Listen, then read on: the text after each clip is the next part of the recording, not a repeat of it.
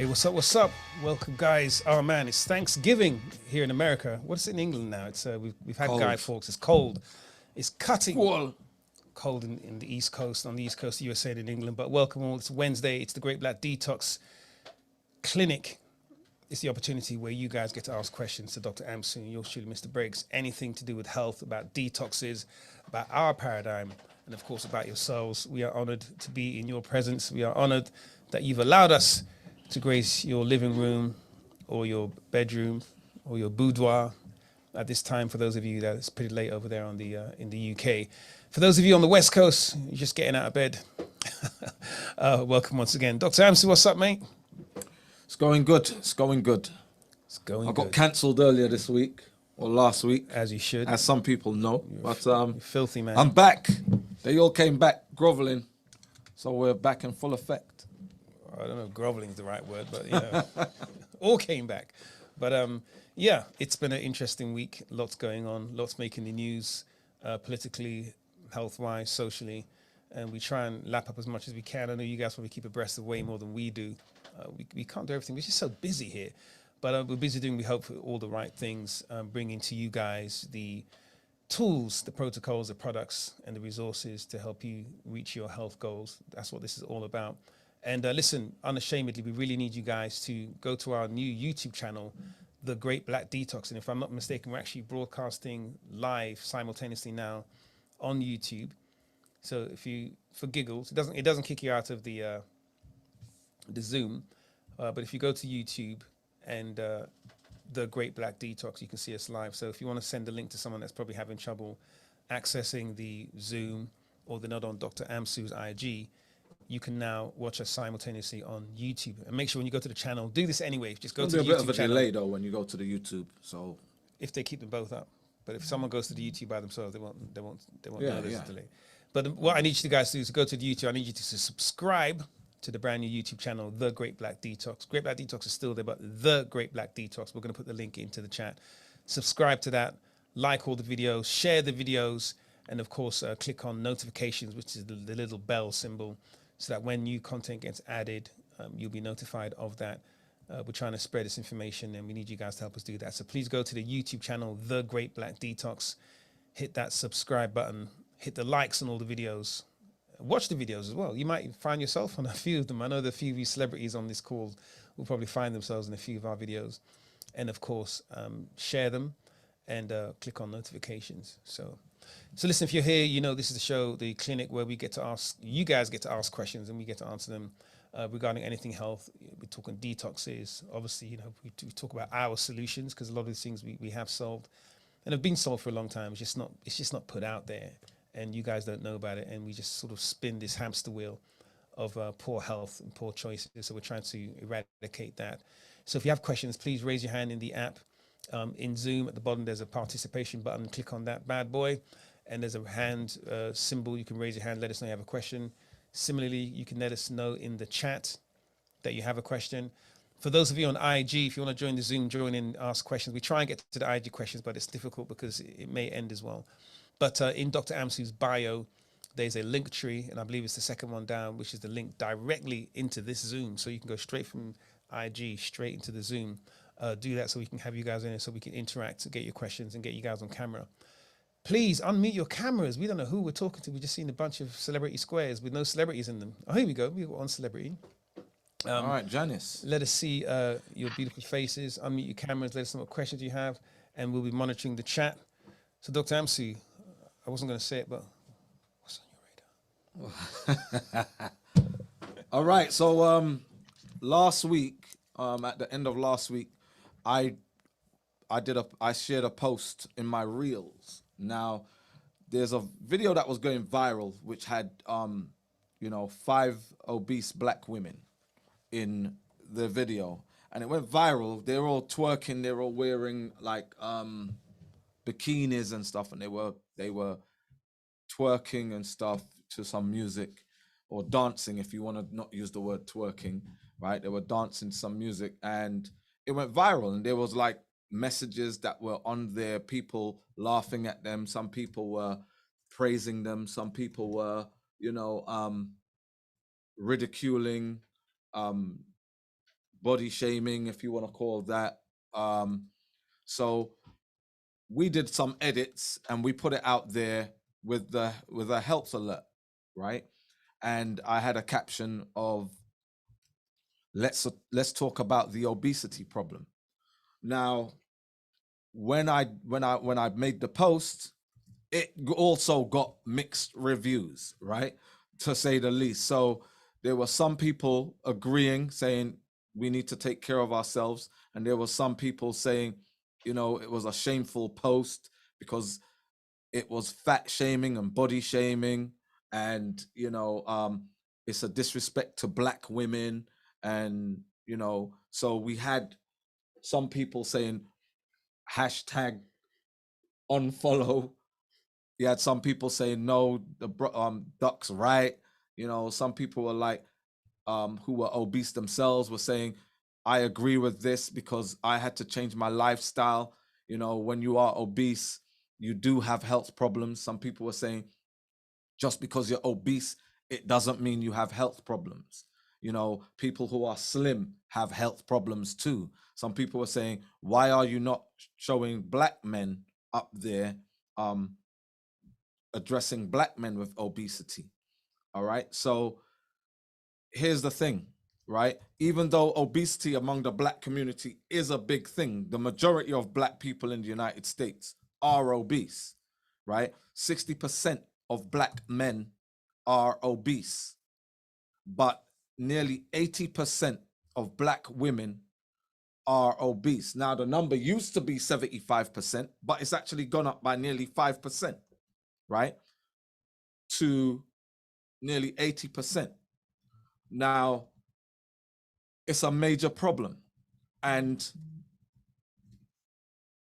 the reason why I didn't put up any of Black men is because I haven't found a video of Black men celebrating their obesity or celebrating. Now, in that video, all the women in the video were obese. All of them were wearing bikinis. And what's going on in society right now is this body beautiful thing where if you're obese, celebrate it. You have to be beautiful in the skin you're in, whatever, etc. Now, I'm coming not from a social standpoint, I'm coming from a health standpoint, where when we glorify or encourage the body beautiful, we're actually accepting illnesses and all the conditions that come with obesity. Now, there isn't an obese person anywhere in the world that does not suffer from some form of inflammation, right? The moment fat cells get to a certain threshold, they exceed a certain threshold, it becomes, the adipocytes themselves become dysfunctional. That means that they start producing inflammatory cells. And those inflammatory cells attack tissue, they attack organs, they attack systems. And the Black community is under attack from what we eat, what we ingest, right? And even though some people want to celebrate their obesity, I will not be a part of that. I am on the side of health. So whenever I see obesity being celebrated, I'm not going to celebrate with it. And it's no disrespect to a person's ego or to their feelings. You know, I'm 52 years old. I'm a 52-year-old Black man. I'm an elder of the community. So if somebody's going to reprimand our people, it's an elder in our community. And I'm an elder and I'm a doctor. So I'm going to reprimand, and I didn't even say anything harsh. I didn't make any negative comment. I just stated that let's talk about the obesity problem, because we're being almost coaxed, hazed, right? Mm-hmm. You said that word. We're being hazed into accepting as normal dysfunctional bodies, dysfunctional health. And the media's doing it. And, you know, but fat shaming and body shaming, that ain't in no Black. vocabulary. That's never been in our vocabulary. Canceling and I'm not listening to you anymore. I watch and listen to Tucker Carlson, one of the most, outspoken right-winged commentators of our time. I don't agree with everything he says. In fact, probably around 90% of the stuff that comes out of that man's mouth, I disagree with. Sometimes he's outright bigot.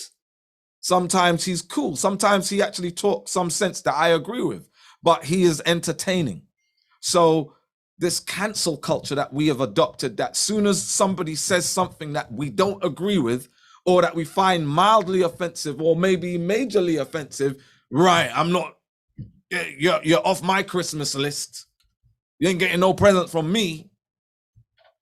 And it's such a weak attribute that we're following Karen and Kevin in their attitude towards things in life, that we're so quick to hit a cancel button, that we don't look at any kind of context, that we're so on an alert to be angry that we're going to allow dysfunctional behavior into our community, dysfunctional health as normal.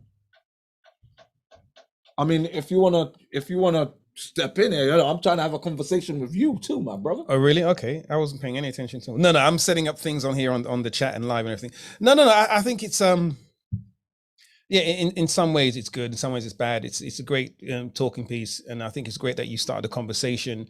Yeah, people aren't always going to agree with how it's done. There's probably never an easy way. There's a very PC way we can do these things. However, as you're saying, is that we have a document that you guys haven't seen. It's one that we share with like media outlets, and it talks to the Black community or Black people being on the verge of extinction, right? Now, it sounds dramatic, it sounds harsh, but when you look at the stats, we talk every week about fibroids, we talk every week about hysterectomies, and what if you think about what a hysterectomy does to a woman's body, and what hysterectomies do to the Black community. We talk about obesity, you talk about diabetes, we talk about high blood pressure. So many people are taking high blood pressure medication. When they fill out the forms and they're asked if they're on any medications, they forget to mention it because it's become part of it's just second nature that they're on high blood pressure medication. They don't even class it as a medication. And after they've bought a detox and we interview them, I go, oh yeah, I've got high blood pressure. Oh, and I've got I'm pre-diabetic. Oh, and I take this other thing for my gout or my arthritis. The Black community is at the verge of extinction. Okay. And if we allow the media and we allow others, we allow the pharmaceutical industry, we allow the medical profession, we allow the medical industrial complex to save us, we will be here. And in 30 years time, we will literally be dying. Black people will be dying at the age of 30, 35, 40. Now, it takes someone to stand up and say no and say stop. Again, you may not always agree with the way it's done. We can argue that ad nauseum, but the fact of the matter is the conversations have to be had. And what they're doing, we talked about this, we did an interview with a channel on yesterday. And we talked about the media impact. And by media, we don't just mean newspapers and television and news. Let's talk about TV shows. You guys tell me, have you not noticed that whenever they have, typically when they have Black female characters in commercials and on TV shows, they're usually heavy set. They're usually bubbly. They're usually quote unquote the fat Black girl who's there as the sort of comic relief for, the skinny white girl or whatever. Even if it's an all Black show, they'll always find this way of pushing that idea. And what they've done is that they're saying, well, we're responding to the Black community. We don't want to body shame. We want to include all people. So what they do then they push this image that being obese is okay. In fact, it's laughable. They're the fun, bubbly characters. And so now people who have that condition, okay, I'm accepted now. I may not look at this as a health issue, and the health issues I've had, because they're not being addressed on that show, hey, I've just got a pass. It's okay for me. Now, we're not saying fat people shouldn't celebrate themselves. Absolutely not. We're not saying people who are overweight aren't beautiful. We're not obviously people who are overweight shouldn't dance. Absolutely crazy to suggest that. What we're bringing an alert to is that this image that's being portrayed of Black people on most shows, the heavyweight Black guy, the heavyset Black woman, is one that is excusing the health issue, the underlying health issue. We are not here to sugarcoat our reality. We're here to bring it to you cold and hard, right? We talk a lot, and sometimes we sugarcoat some things. We're not here to destroy people's egos. However, how do you address this without addressing it? And so, yeah, I mean, if you look at the comments under your post, Dr. Amsu, there were some positive ones. People saying, yeah, when are we going to talk about this? Yeah, people need to do something. It's just like, we can't keep sweeping it under the rug. The ones who are leaning towards the PC, the cancel culture, who are always offended. Okay. And I don't actually have a problem with someone being offended, but I'm a talker. So when I see something I don't like, I'll be offended, but say, oh, let me lend my voice to that conversation, tell you why exactly I'm offended, and maybe even suggest another way it could be done. But guess what? I'm not going to cancel you, and I'm not going to block you, because I want to see what you're going to say next. And you see, if we close the door and pull the curtains down, we're never going to see what comes next. And then now we're even further away from the conversation. So listen, I don't have a problem with anyone saying what they want to say, but I do have a problem with us. I mean, what's happening in the black community now, especially to black men, is black men are being silenced because the only time you can open your mouth and talk, you have to be PC. You have to be politically correct. And who's defining what politically correct is? It's the same people that have censored us or tried to hold us back in every aspect, right? And we're buying into it. That's the thing that I don't like. Fat is now the new F word. It's like a swear word. You say, all right, the fat guy over there, it's like, oh, you can't say that. Well, what am I going to say? If I say there's a fat guy in the room, we all know who that is, right? Now, hold on. What? I will say this though. Now, technically you're not wrong, because I think that's the clinical word, However, I think in the broader conversation, I don't think you didn't say fat in your post. No, I didn't. I didn't. The term fat was never used. Right. Okay. Right? So the term fat was never used. I used the word obesity when sure. Let's talk about the obesity problem. But here's what I'm saying though. We're being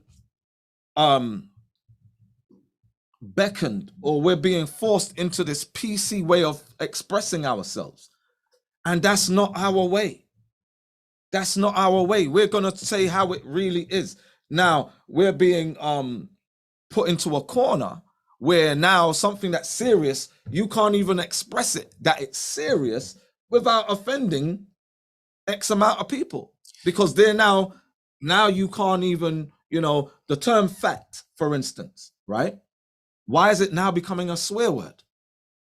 Because scientifically, we have the term fat and we have adipose tissue, right?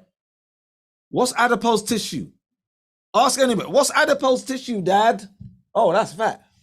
So what are lipids, Dad? Yeah, no, that's fat. So I think clinically you're correct, right? But I think in common parlance, in nomenclature, of course, you wouldn't walk into a room and point someone out as being the fat person in the room, right? If you're speaking clinically, or I would listen. No. Let me. Okay, all go right. ahead. So let me say this. Okay. If I walk into a room and I'm talking to you, and who said that? Oh, it was the fat guy over there. I'm talking to you. Okay. Just like, oh, the white guy over there. Okay. Or the black guy over there. And the problem is where you start where everyone's so offended by everything that, the overweight guy over there. Then overweight is going to start to become taboo. So hold on. So then first you're going to say you didn't the say, person over there wearing the blue shoes. You didn't say fat in your post. Hold on. I think you think I'm going somewhere else with this. What I'm saying, if you're talking to one other person and you guys can lose your own colloquialism, there's other words, mampi gal or whatever. I mean, Jamaicans might be talking within you and your friends, your social group. You can use whatever colloquialisms you want. Hold. Let me finish. I can still use it in public, people, you can do if you want. Right. People use the N word with each other as colloquially, as a term of endearment, but then you wouldn't say it publicly in certain forums. All I'm saying to you is this: is that there are certain forums where you would choose your words, but there are other forums where you can be as candid as you want. What I'm saying is you didn't actually use that word in that forum anyway. So the debate about the word fat, of course, when used clinically, of course, is the correct term. When used socially, one needs to be careful when they use it, just like any other word that could be, because you don't want to derail your conversation and end up talking about that when you want to get to the actual. But here's what I'm saying. So you sent me a clip this week about some guy that went viral, and he was actually on the doctors. Oh, the snake detox. The snake detox. He started his conversation with, "Hey, fatty. Hey, fatty." He said it 4 times. Hey, fatty. Went viral, was on the show. They played his whole thing. They didn't even address him saying, "Hey, fatty." They were talking about, well, you say you cure some stuff. I don't think that's right. They didn't address him saying, hey, fatty. But now all of a sudden in the community where we are so thick-skinned, we're now the ones that are pointing, nitpicking at terminologies being used. You see what I'm saying? Now, again, I did not use the term fat in my post, but I'm making the point of, when did we become so sensitive that we miss the point of something, trying to nitpick, prodding at, oh, I don't like how you said that though, rather than, well, the message is clear, you know. And this is the thing, those women actually went and did that video deliberately as a group of overweight, obese black women, absolutely, to celebrate it. It was deliberate. So the counter, when you post something on social media, you have to be open to remixes. You have to be open to people's criticism, no matter how harsh it is. Now I'm open. I'm open to what I said, and people will express their offense to it. I'm not crying about that. No. You know, I've offended many people in my life. And I think I'm not done yet. I think I've got plenty more people to offend in my life, right? Not deliberately, but people are going to be offended by stuff that's being said, especially when they don't agree with it, right? The point, though, is obesity is unhealthy. It's unhealthy. It should not be celebrated. And here's what's going on. People are hiding behind the PC, right? The PC brigade, to make excuses for their health. They're hiding behind, look, if you're obese, you need to lose weight. For your well-being, you need to do that. That's a step you need to take. But no, well, I'm fine in my skin because so society says so. The social media says so. You know, the unknown powers that be. Interesting on that point, actually. Something came out with this whole coronavirus thing. I know, don't worry, there's a segue in here. And they were talking about, there was a debate being had about whether or not the vaccine should be mandatory. I don't think it was in America, but anyway, the debate has been raging around the world, right? And one of the arguments was that when, in fact, it wasn't in the vaccine. I'll dial it back. It was when we had the lockdown. The argument was that if you didn't observe the lockdown and you went out, it was in the UK, and you caught COVID, you were putting a strain on the NHS, right? So you were endangering other people by inhibiting them to get access to healthcare, because by you going out, you're sort of being reckless, okay? Now, I think you hear where I'm going with this. We've never, as a society, asked people with any kind of condition, whether it be self-inflicted or, through nature, through genetics, epigenetics, or otherwise, that they had to quarantine, that they weren't allowed to do certain things. There's been a debate about, people who of a certain weight demanding 2 seats on an airplane. There's been debates about the size of seats, the size of escalators, so many things that people who were impaired in any way bring to society and argue that, look, we have the right to do this. How come allowances aren't being made for us? But let's flip that around. If we allow our community, if we do not address certain things within our community with regards to health, and we promote unhealthy behavior or unhealthy living, does that not then have an impact on society as a whole? And it's not about shaming individuals, but if we don't draw attention to the fact that, listen, obesity puts people at a higher risk of health conditions. If you're not lucky, it does. There is a correlation between obesity and high blood pressure and diabetes and any number of ailments, not to mention that when people who are clinically obese, heart disease, when they do get into some sort of trouble, it's more difficult for them to be administered to because of the weight. So there's sort of a cascading effect. Now, here's something that wasn't addressed, and I think we need to talk about very quickly, Dr. Hampson. I think maybe you can help out with this. People who have weight conditions because of an underlying condition, maybe a thyroid condition, Dr. Amsu, maybe they've got some kind of metabolism condition. They have an actual condition that makes it harder for them to lose weight. Their metabolism slows down, or they have an overactive, hyperactive thyroid, right, Dr. Amsu? Now, you can't tell by looking at someone whether or not they have a thyroid issue or they're just a gluttonous eater. Okay, so then of course you cannot then pass judgment on someone just because of the fact that they're overweight, because you don't know the history behind it. It could be a psychological issue as well. So all of those things we are cognizant of. However, the PC brigade and the cancel culture now closes the door to almost all of those conversations, unless it's had in the way they want it to be had.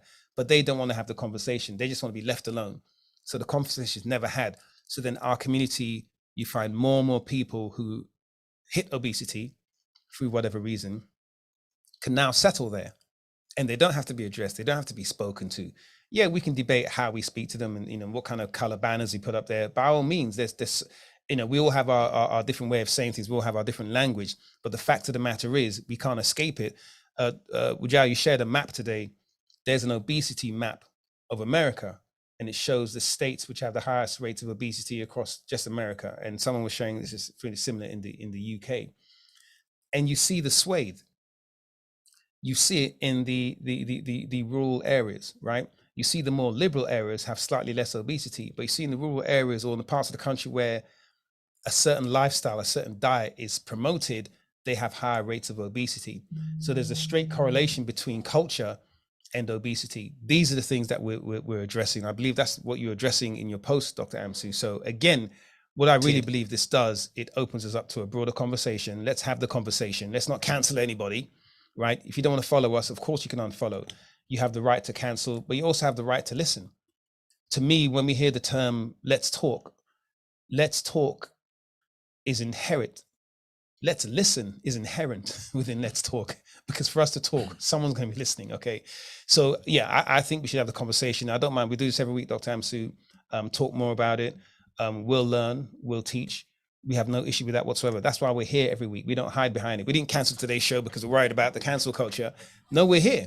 And hoping someone from that side of the fence, or, maybe is on the call today and wants to have a bit of a conversation about it. Absolutely. I mean, we'd welcome that. But I got a feeling that they haven't joined. No, well, I mean, I want you guys to have the conversation with us. That's what I'm saying. I want to hear opinions. Because that's the whole thing about why we started that, was to have that conversation. Rather than coming to a conclusion, because conclusions negate conversations. We want to have conversation. We want to know the suggestions that people have to address the obesity problem that Black people blatantly have. We have an obesity problem. The lion's share, the vast majority. So we're dealing with nearly 80% of African American women, right? 60% of African American men, right?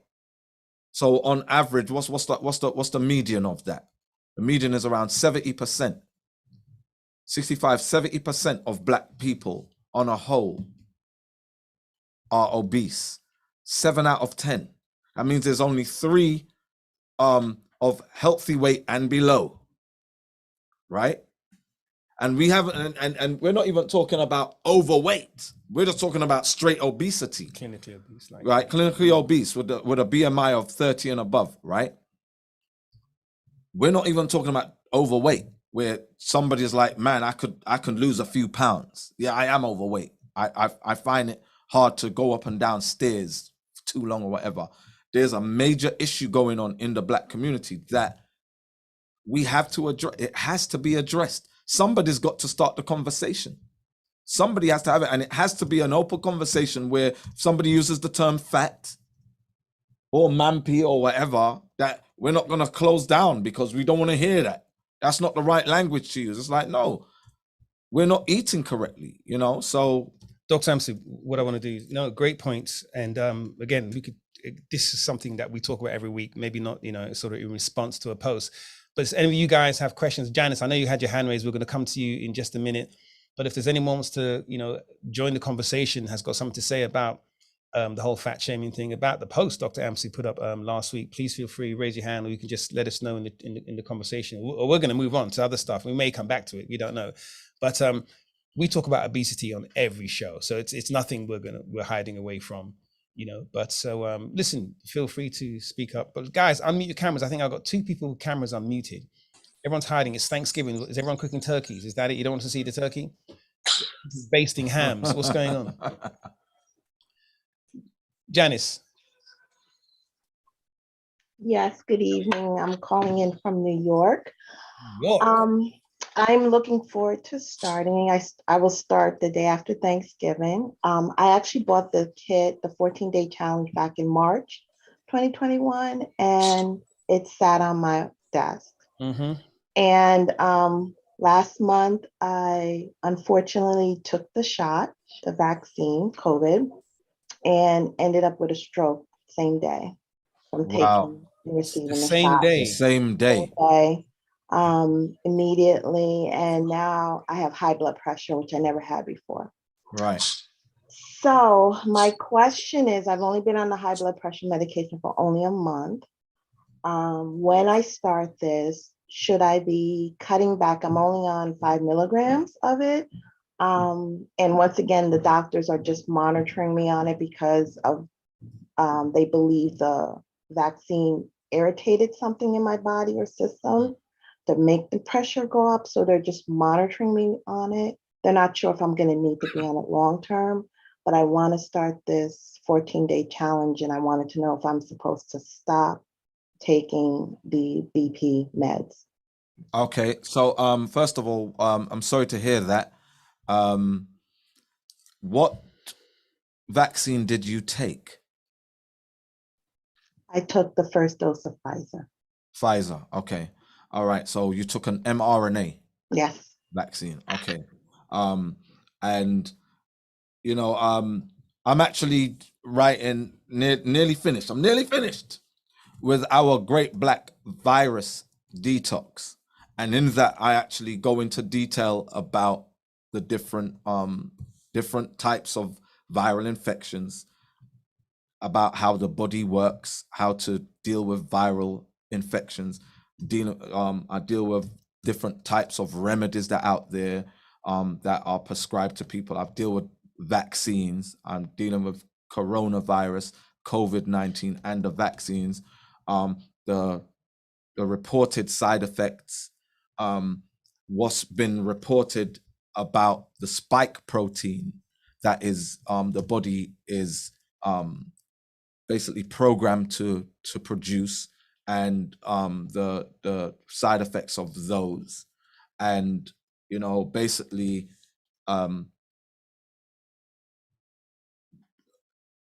natural immunity versus inoculation, right?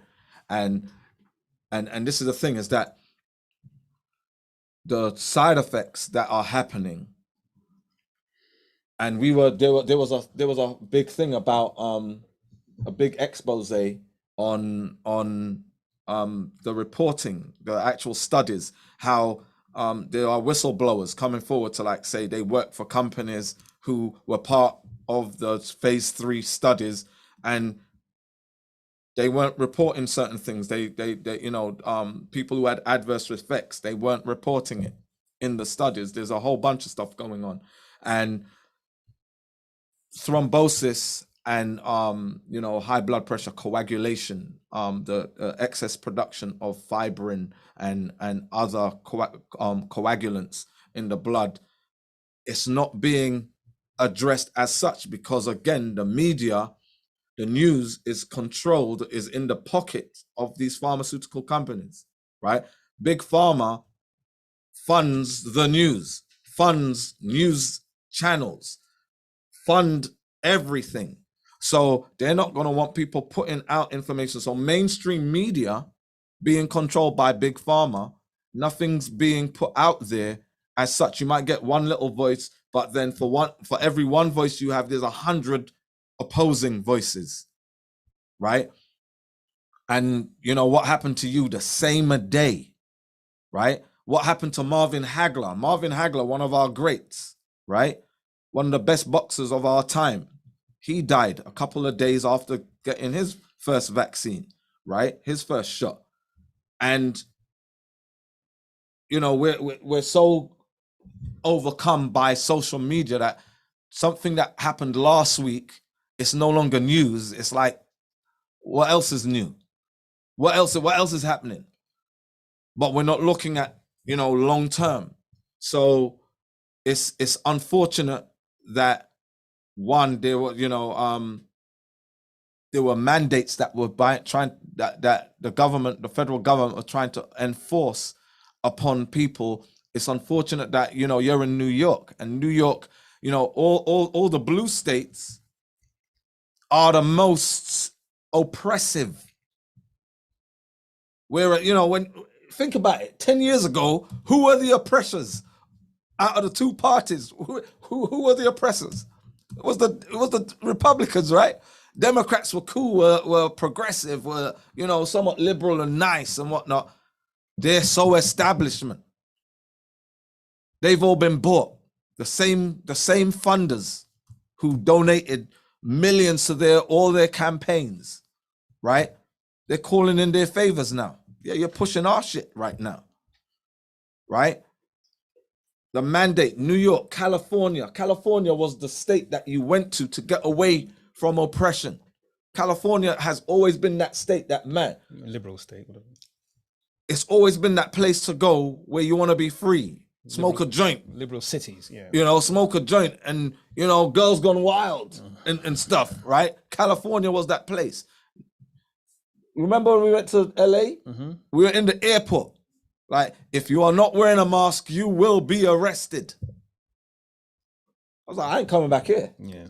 I ain't coming back here. LA, was it LAX? What airport were we in? LAX, yeah. LAX. If you're not, we were there and walking down the street, people were pointing you out if you didn't have a mask on. Remember, what was the name of that movie? Body Snatchers, where if you weren't one of them, they'd point you out. They'd scream at you and point you out. That's what was going on in LA. Right? So we've reached a point now where what's happened to you probably swept under a rug somewhere. And, if it's put into the VAERS system, VAERS system, it's going to be, it's not that accurate. It's not an accurate thing. It's just any kind of adverse events. It's just put in there whether it was caused by the vaccine or not. And they're going to, now rather than addressing the root cause, which was, it was something, there's something in the vaccine. Well, what was it? So it don't happen to another 1,000 black women, another 10,000 black women. What was it? Tell me what it is. I'm on the do not take the list. So apparently through my doctors, I cannot take any booster or any second shot. So I'm on that list. There's a list. Mm-hmm. So, but the only thing and my doctor is actually upset from the fact that they won't tell him what the ingredients were because I have a pre-existing thimerosal preservative allergy, which is in some vaccines too. Right. And they claim there's no preservatives in it. So yeah. But you're correct. I mean, it went into the CDC VAERS and the only thing I can do is not take it. And so I'm exempt. Right. And the worst thing about government scientists is that, you guys, who has seen Dope Sick?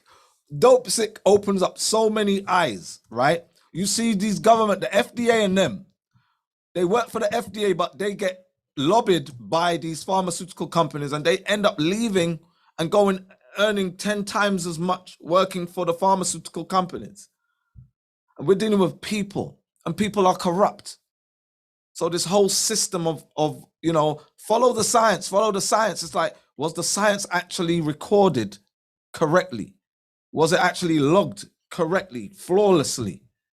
And it's coming out now, no, it wasn't, because they outsourced to subcontractors who weren't doing who were, just don't look right.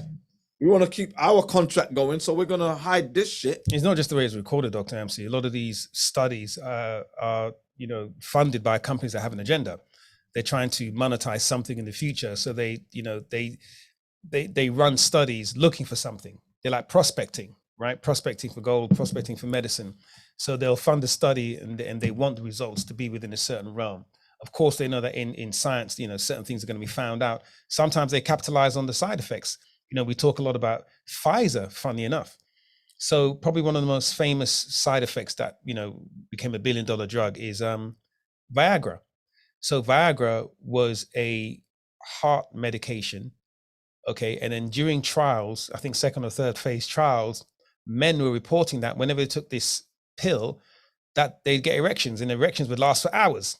So when this came back up to upstairs, I said, hold on a second, what? That was a side effect of this heart medication. Let's repackage it. Let's rebrand it as an erection drug. That's where Viagra came from. It wasn't Pfizer trying to make a drug for erectile dysfunction. It was for something else. And so, these things spur different things. So oftentimes that, the agenda of the company or the body that's funding the study is trying to fund it for something. The amount of universities that have been funded to do agricultural research, and they will tell you that they're researching, they call it food security. They believe that if we can guarantee food supplies, in other words, wheat and barley and things like that, we can secure a nation's food supply. We won't be subject to being held to ransom or blackmail from food imported from other countries. So how they're doing this is that, remember, they're not finding ways to fix the soil. They're finding ways to genetically modify crops. Okay, so when they do these studies in universities, right, we'll fund a study to find out how they can put a pesticide inside a seed or around a seed, or how we can permanently insecticide the soil. So they'll fund those studies, and they'll spend millions of dollars, and they'll hire all these PhDs, and people get their master's degree from that school, from that study. When the study's over, they'll shut it down. The report will go to whichever pharmaceutical company funded it, and that will end up in years to come being some drug or some chemical. Okay, so it's not as though there's this huge altruistic movement of scientists just getting out of bed and doing all these studies trying to make people feel better. No, if they're not funded, scientists don't make money. Scientists don't print money. They're waiting for some organization, some body, some institution to run a study, to run a clinical trial and employ them. They're employees. So yes, Dr. Hampson, when people say, follow the science or the scientists, who are the scientists working for? Who's paying their bills? Who's follow funding? Money, right? Who built the wing? Follow the paper trail. In the university that, they got those machines set up in the labs and all the rest of it set up. Follow the paper trail. And then you'll find out why that study. Do you know there were studies done in the 50s and 60s to suggest that smoking was healthy? To suggest that smoking wasn't that bad for you. Scientists did the studies. Scientists wrote the papers, and the pharmaceutical companies, we've done research. Menthol isn't as bad for you as regular cigarettes. Turns out that menthol is more addictive. Plus the chemicals they use to give you the menthol taste are more poisonous than if it didn't exist inside the regular cigarettes, right, inside regular tobacco. But scientists and accredited institutions carried out those studies to suggest that menthol cigarettes were healthy for you. So just saying, yes, we follow the science or the scientist isn't necessarily enough and isn't necessarily following the truth, Dr. Hampson. So Janice, to answer your question, because I know you're like, thanks for that, Mr. Breaks. But what about my Detox 14? All right. So when you do the Detox 14, stop taking your meds, right? We actually have a supplement called Deep Vein, which is for high blood pressure and for clotting and thrombosis and any kind of, where it's varicose veins or spider veins, right? It's there to help your blood vessels, right? And to stop the coagulation, inhibit excess coagulation of the blood, right? While you're doing the Detox 14, when you fast, right, a natural phenomena when you fast is that your body produces more serum nitric oxide, right? So there's more nitric oxide running through your blood vessels, and that is a natural vasodilator, right? So it actually helps to remove the stiffness of arteries, right? And also helps the elasticity and helps with blood flow, right? So a lot of bodybuilders take nitric oxide supplements to help build muscle, They're also taken for erectile dysfunction to help to because this erectile dysfunction is a circulatory issue, right? It's a circulatory disease first and foremost, right? So one of the first signs of heart disease, especially in men, is erectile dysfunction, because the penile artery is like 2 to 3 times smaller than normal arteries, right? So when arteries start to get clogged and become stiff, blood can't flow through them. So that's why men will suffer with this and women also suffer with erectile dysfunction. It's just that nobody can notice a woman's erection, right? Unless her clitoris happens to be like a few inches long, and that would be a bit scary to see from across a room, but that's another story, right? I don't want to embarrass you, Dennis. It's like, oh my God. But anyway, doing the detox 14, fasting is naturally going to do that with the added supplements. You're going to have all the nutrients your body needs. But if you add deep vein to that and stop taking your supplement, stop taking your medication, because those high blood pressure medications, they're not good for your liver. I figured that. So I go back to the cardiologist next month because they're monitoring me. So try the deep vein. So after the 14-day, no BP.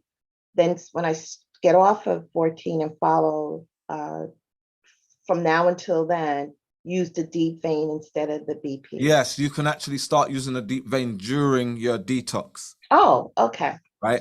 And here's the thing: when you say they're monitoring you, have you got some apparatus that you attach to yourself? No, they removed that. So I have to daily take my pressure every day. So I had a machine that they calibrated. Okay. And I have a log that they put in an app, and I have to put that in. Okay. All right. Cool. So, all right. So you're monitoring yourself and just logging it. Basically. For them, because I have to show them. Right. Yes. Okay, cool, cool. All right. Because I hope it wasn't one of them, like fibroids. We're going to monitor them. And they send you off and nobody ain't monitoring shit. And then you go back a few months later and it's like, man, your fibroids have grown. But yeah. Okay. When you start fasting, fasting is a natural way for vasodilation, all right? So to alleviate high blood pressure. Okay. Thank you so much. And we are, and somebody asked us months and months ago about if we have a detox for the vaccine, right? I'm actually, because there's a lot of, so we also follow data and information that comes in on what are the side effects. So from the side effects now, we're putting a protocol together to counteract those side effects that have been reported: the neurological, the cardiovascular, the psychological, the endocrinological side effects. Everything that is a side effect, we have a remedy. So we're going to put together that protocol, or that, if you want to call it a detox or a kit, whatever. If people have taken a vaccine, we have the supplements to deal with those possibilities. All right. Yeah, right. Looking forward to that. Thank you. Okay. Thank you, Janice. Welcome. And sorry for what happened. And hopefully we're going to get you straight. And do you work at the Flying Dog? Do you work at the Flying? I think Laverne needs to meet. Yeah. Well, Laverne will talk to me, and I work here. So listen, we didn't have any questions, hands raised in the Zoom, but I did have a couple of questions I think I grabbed from the IG. Let me scoot over there. So I'm not sure if they're still on. So we're going to get to this before that IG kicks is 6:04. I don't think we can. Maybe we've got a few more minutes. Someone's asking, December 2029, is spelt flour okay? Dr. Amsey, spelt flour. Spelt flour is okay, but it does contain gluten. So if you are gluten intolerant, and gluten intolerant, one of the things with high gluten or gluten intolerance is that it can cause mood swings, right? So even if it's not a physiological side effect, there are psychological side effects because of glutamate. That glutamate has to be highly regulated, especially when you're dealing with the brain and the central nervous system. So spelt is not something that I would say to people, all right, go and knock yourselves out with it. There are better forms of flour or grain that do not contain gluten, like teff, like buckwheat. There's a few others, but you get the picture. Spelt is okay, but it's still got gluten in it. It's not as inflammatory as wheat and whole wheat and other forms of grain, but it still contains gluten, so you have to be careful with it. Okay. No, that was an IG question. So going back, I had another one from IG. It was Sandil, come on the call if you're on. I know you should be on. You should have finished the first week of your detox by now. Are you still on the Zoom? Sandile? I don't see Sandile. I'll do you. There you are. I see. Good evening. What's up, brother? How are you guys? We're good. We're not chilling like you. Like you're chilling. You're in your dressing gown and your. Is that a France hat? No, it's Holland. I don't know. Something that goes on the bed, but it's cold here, man. You got that LL Cool J look going on there. Yeah, you wrapped up in your blanket, mate. That's all good. So Sandili, you asking? Yeah, go ahead. Ask your question. Yeah, my question is, this heartburn I'm guessing because of the lemon or the lime. I've been struggling that with for a couple of days now. I'm on day 8. Today's my 8th day. Congratulations. Yeah. Okay. So could I omit the citrus stuff basically in the structure? The citrus stuff it is optional. Are you taking any ginger? I've done ginger tea as well. Yes. Yeah, just to try balance Right. Does it help?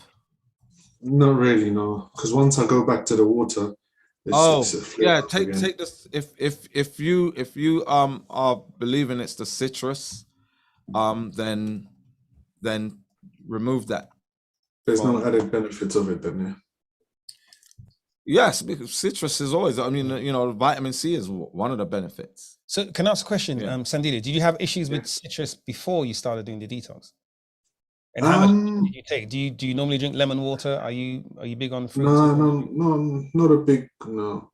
Right. No. The reason I'm asking, Dr. Tamsu, is it one of the good things about the detox is that stopping all the solid food, right? Now your body is just wide open. And they have this thing called the FODMAP map diet where you start to introduce food, sort of one by one in different groups. And it's an easiest way to identify what foods affect you, right? So you're not eating any solid food, but then you're discovering that you've got some kind of reaction to citrus. So Dr. Tamsu, I was going to ask, is it indication of something else going on as to why the citrus may be triggering something? And that could have been there the whole time. Well, you said heartburn, right? Have you had any history of heartburn, acid reflux? Yeah, just that happens from time to time. I get heartburns from just normal, yeah. But I've always and here's the thing: acid does not cause acid reflux. It doesn't cause it. It's actually being too alkaline that causes it, because the lower esophageal sphincter closes in response to acidity. It stays open when there's not enough acidity, and then that's where you get acid coming through, right? So it might not be because of that, which is why we say take ginger and those things. But what you can do experiment on yourself. Remove the citric fruit and see if that helps. Yeah. Okay. Because I've basically, I think maybe I was doing too much. I've diluted it. I've literally put a few drops, so it still builds up, but before it goes, it starts up, and then I hit some more water to just balance it out. But I think probably I'll get rid of it for now and see what happens. Right. So apart from that, you're on day 8? You said Day 8. Yep.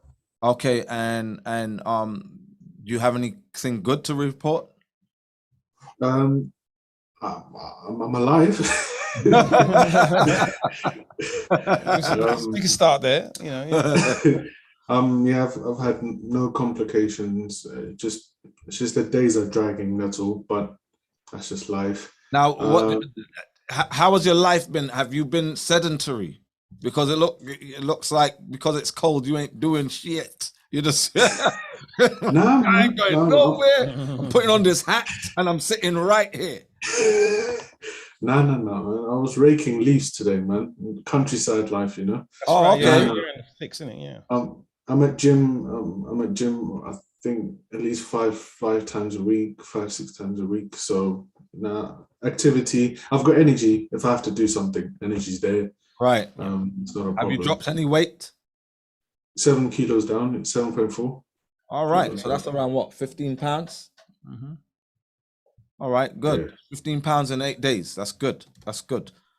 Yeah, so it's all going good. It's all going good. One problem. Stool, toilet. All right, you haven't been? It's not regular to my liking. All right, good. Because you're not eating anything. Do you know you need food in order to produce stool? I've had people panicking. Man, I haven't gone for like 4 days. What's going on? It's like, what did you eat though? I haven't eaten anything. All right, there you go. Some people, now here's the thing. I'd be more worried if I wasn't eating anything and I was going. Mm-hmm. That would be more worrisome for me, right? Mm-hmm. But when you are not eating anything, right? It's because, or when you're not passing any stools, it's because you're not eating anything. You know, but some people have a turnaround where like towards the end, more toxins start to come out, and it may come out in the form of a diarrhea or something along, and that's unpleasant, right? So you don't want that. So where you are right now is where you want to be, where you're not, where you're dropping the weight, you're burning it, and you're not. Aside from the acid reflux, it sounds like everything else is going good. No, definitely, all as well. Yeah, all's good. Okay, good job, Sandili. Yeah, so we're encouraged. Day 8. I mean, did you think you could do it even up to day 8 before you started? Do you know? The third day was just. I went to Mum's last week, and it wasn't. That was a struggle. The social part of it. She was cooking, right? Yeah. Was it the aromas that got to you? The aromas. Yeah. What did she cook? Tell us. No, I made her some lamb chops. You cooked? Oh, you cooked. Okay. Yeah. She just had hip surgery. So. Oh, I see. Okay, so you've gone to help her out. So you're there, you're chopping up the lamb, you're seasoning it, you're basting it in the pan, and you're making the gravies and the sauces, and it's agonizing, right? It's a killer.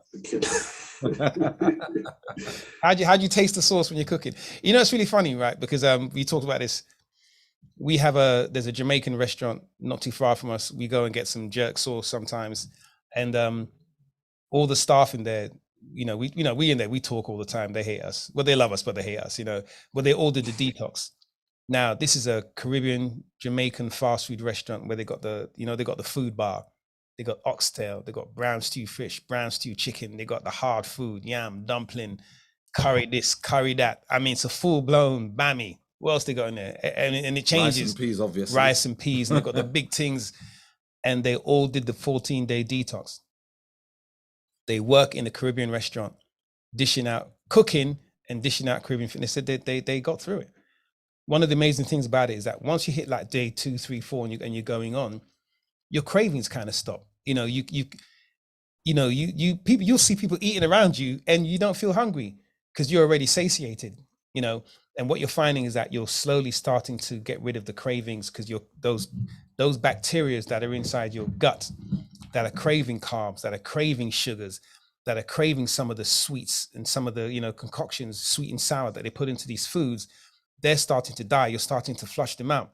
You flush them out with your last stools. You're drinking the waters. They have nothing to feed on. That means they can't send a signal to your brain craving for that thing. You see what I mean? So by the time you finish this detox, there are things that you used to crave that you've forgotten about because you don't. And if you don't put those things back in your body, you may never redevelop the cravings. Every so often you may have a psychological sort of flashback. Oh yeah, I remember the bombs, or, you know, you remember, you know, bacon or something like that, but your physical body won't be craving that. So it's actually a brilliant thing. And so if you're on day, you know, 4 or 5 and you go to your mum's and you're cooking lamb and all these great food and you get through it, it's starting to work. It's absolutely starting to work. You know, people who get to day 3, 4 and they smell food and they break down, you know, they fall out and they have to go and grab a piece of chicken and eat it.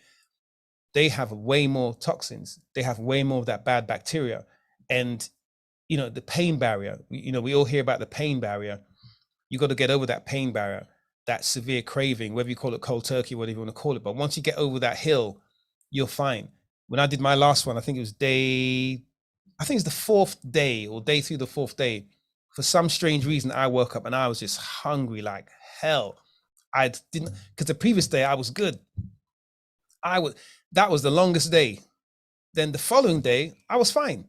You know, it was at that time that my body, that those bacteria were struggling hardest, and they were just grabbing at anything they could and sending signals to my brain, need sugar, need carbs, you know. So trust me, Sandila, if you got to day 8 and you went through cooking lamb and whatever else it is, and you're sitting here, you're doing great and you're still going to the gym, you're still working out and you've got energy, you are testimony to the fact that, you know, you can do it and you're reaping the benefits, and you've lost what, 15 pounds already, you know, and this is toxic fat you're losing. This isn't that water fat, you know, that kind of TV fat. This is actual, you know, toxic fat that you're losing as well, because you've been working out as well. So you may not feel it, but I think you're in a great position. Don't you think, Dr. Thompson? Yeah. And you know, the mere fact that you're going through it, and we say this time and time again, right? When people who are overweight, especially, it's a caloric intake versus caloric expenditure, right? How come you didn't say fat? No, all right, because calories produce fat, but caloric intake. I was joking. I was referring to your introduction. I know, to the introduction. No, man, you know, I've learned something. I've learned something over the weekend. I've learned something. But all right, so I'm gonna say this. People who are overweight, who are obese, people who are fat. The fat, right? When your body does not burn calories, it stores it. Fat is storage. Your body has its bank, its system of storing energy, right? When you don't use it, it works against you when you go past a certain threshold, right? So adipocytes are very functional. They're absolutely key in your everyday life, right? They help with metabolism. It helps with a lot of stuff. But when it gets to a certain threshold, it becomes dysfunctional, right? Now, the best way to get past that is to cut all caloric intake and let your body use up its storage. Now, it's hard because we get hungry. The stomach talks to us. But what we've shown with this detox is, okay, after a few days, you're no longer feeling hungry. You start losing the cravings, and your body now starts to burn that energy. And we provide you with all the nutrients your body needs in order for it to maintain homeostasis and even thrive, right?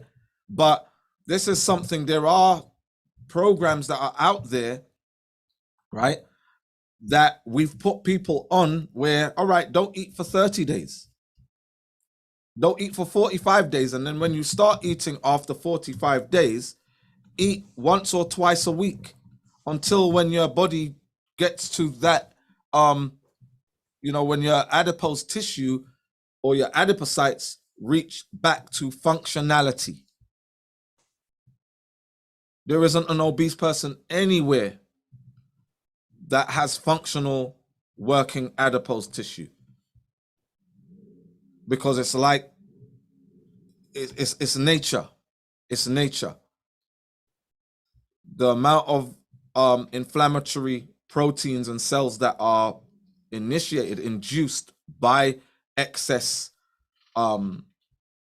adiposity. If you all knew what goes on, and I try to explain it in the Great Black Fat Detox, I try to explain it in layman's terms, what goes on in the body, right? So on this detox 14, your body is burning the fat storage, and this is why we tell people, be active, get in the gym, work out, because muscle and brown fat burns white fat.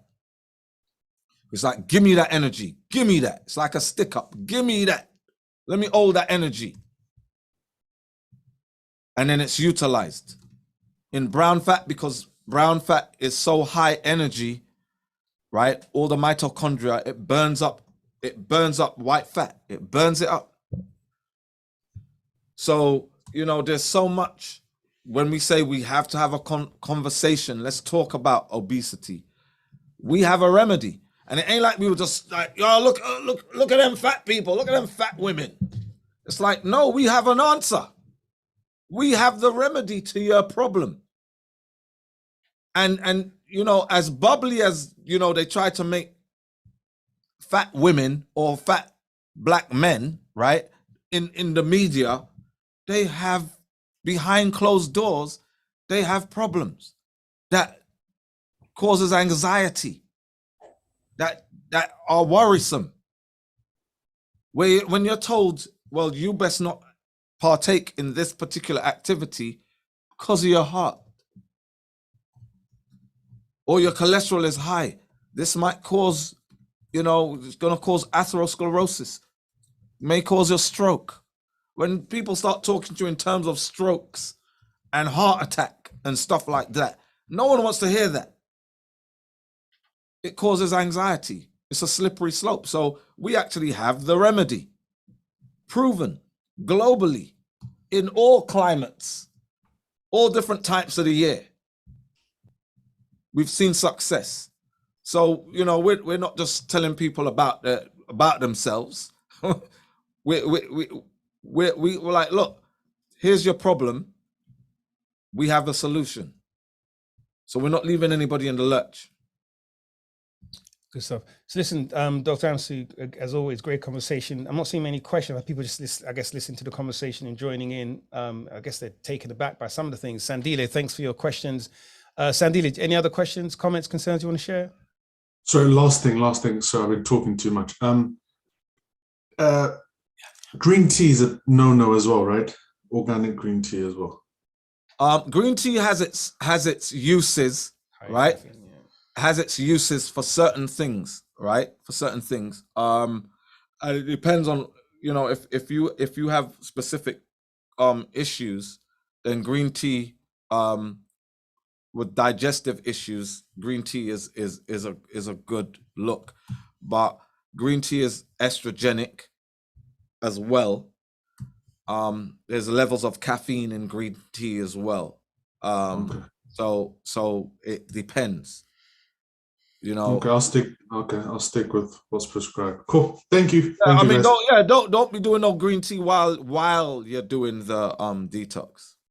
Yeah, okay, I see what you mean. All right. So the stuff that you should be taking, the only thing that we've allowed is ginger tea with manuka honey, right? And some people who can't stand coconut water, like They can't do it. Tastes like old socks, whatever. I want to throw up. I want to gag. It's like, all right, melon water.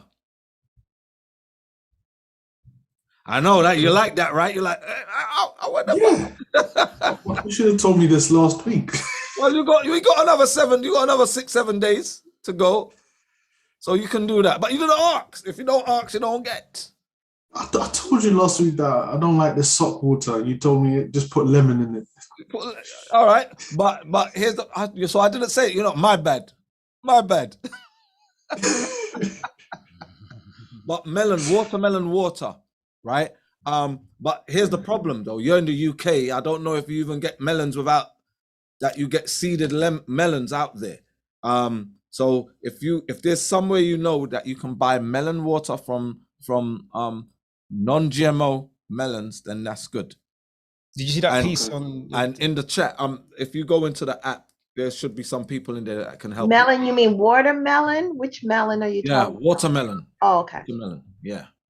Watermelon water. Did you see that piece on the fake watermelons? They have these GMO watermelons and they put watermelon plastic skin on it. Did anyone see that? I think Chakabaz did a post on that. It's crazy.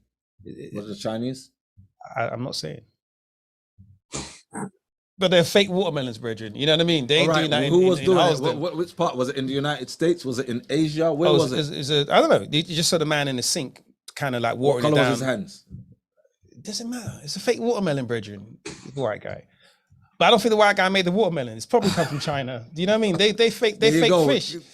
Come from China, man. China. My laptop comes from China. Janice, before we get to Laverne, Janice, you had another question. I think you were asking about.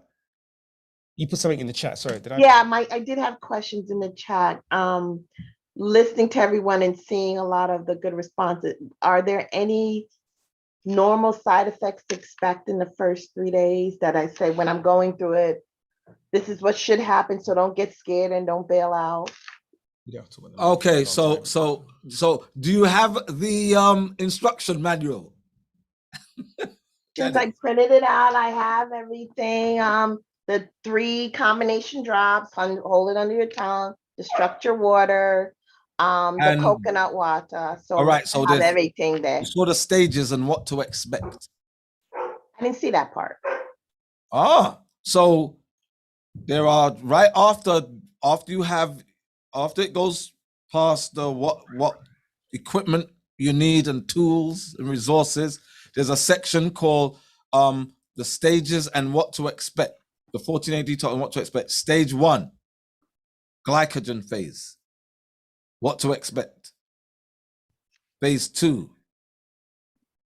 You're talking about in this one? Yes. Yeah. Yes. I guess I don't read too well. All right.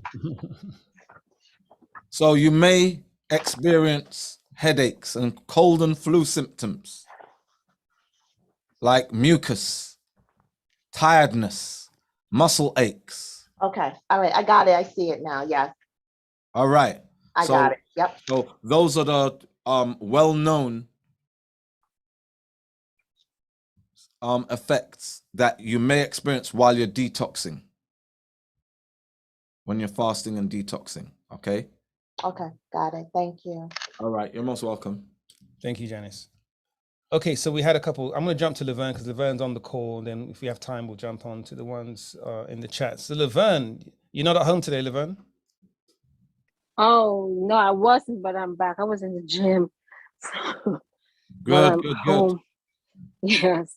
Okay, so I have a question and a comment. Your post, so wow. They had a lot of people fired up, I guess, or quite some of them. Somebody talked to me about it. I'm like, hey, I'll talk about that after. You're like, burn him.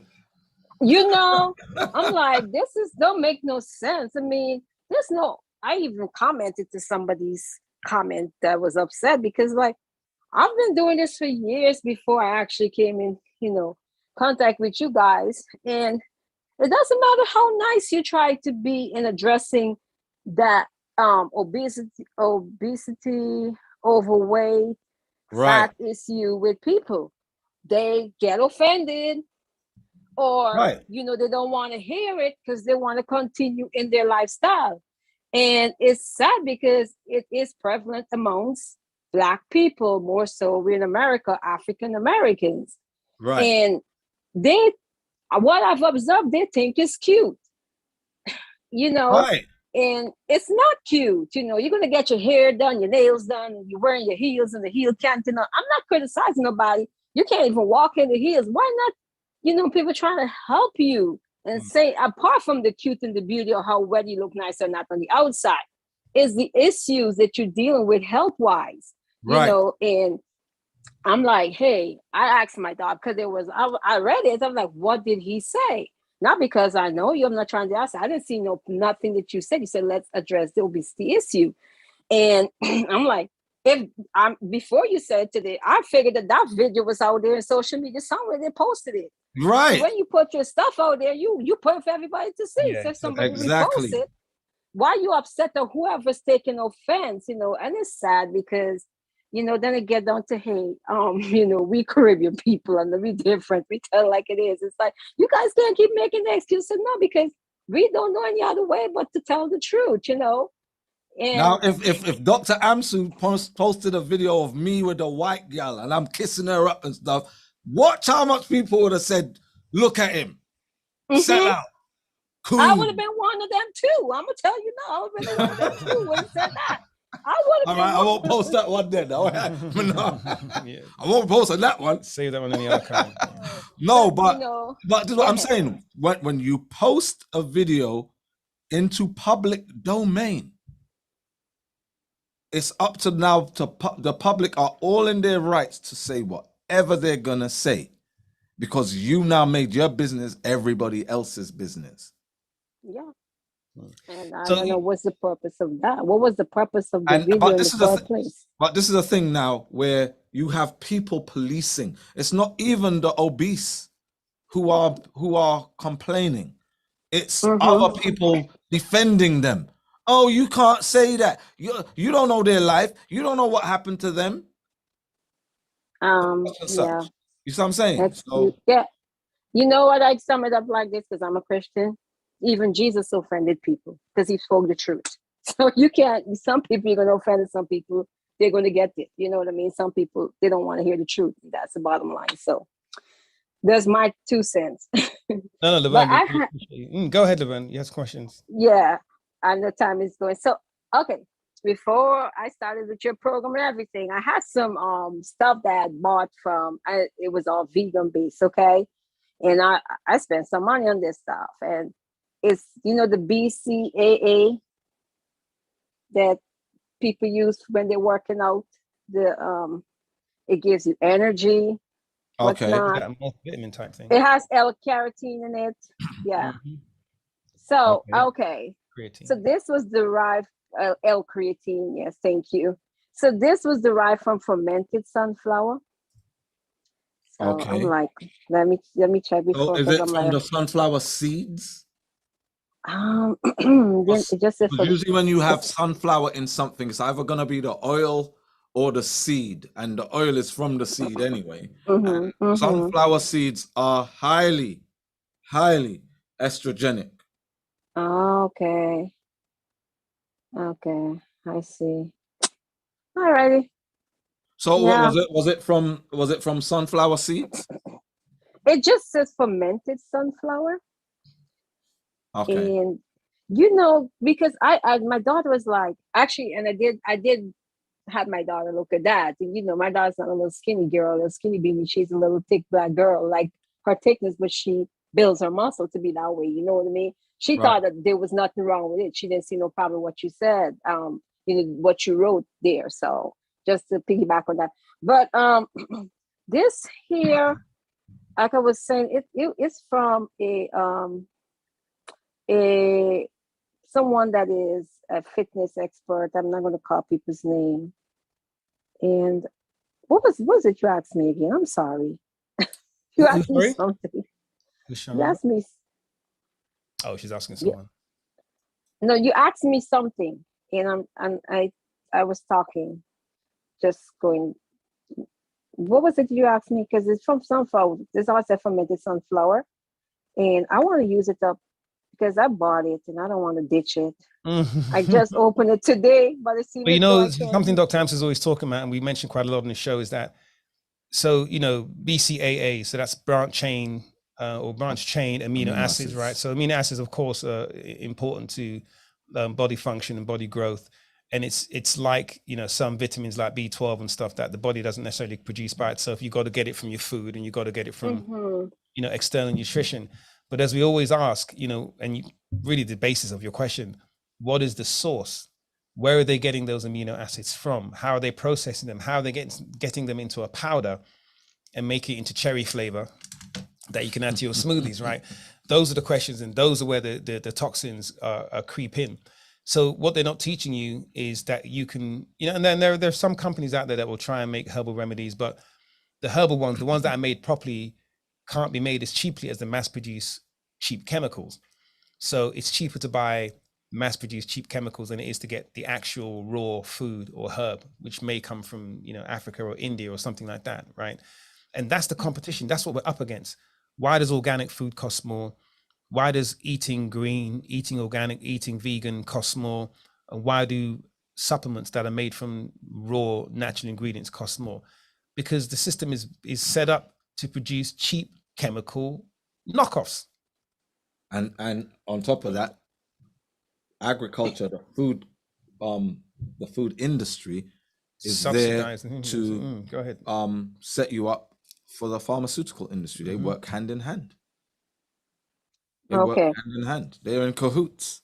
So let's feed them trash, and they get sick, and then they're gonna come to you for medication.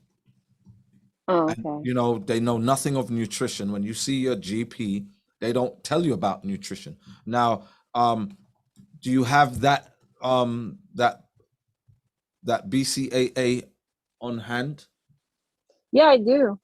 All right, read out the ingredients. Which brand is it? Maybe I could look as well. You know what? It's True TRU supplements. Okay, so there's this fitness person expert. You know, her name is Massey. I don't know if you know Massey. Okay. This is her brand, and that's why I bought it, because I know that this is not nothing big, a big company or anything. And she started, you know, her brand, and it, you know, it's with integrity and so forth. But now, does she make it herself? Because here's what a lot of people do: they stick their face on something, and it's white labeled for them. So some company, probably some kind of chemical company or whatever it is. I'm not saying that with her, right? Let's investigate first before we take her apart.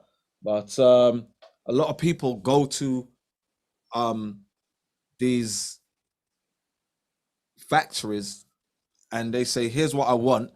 And they have some form of formulating chemist that puts it together and then says, okay, here, we got your product for you. And they stick their name on it because they're, you know, they're influencers or whatever. And they don't know exactly what's in it.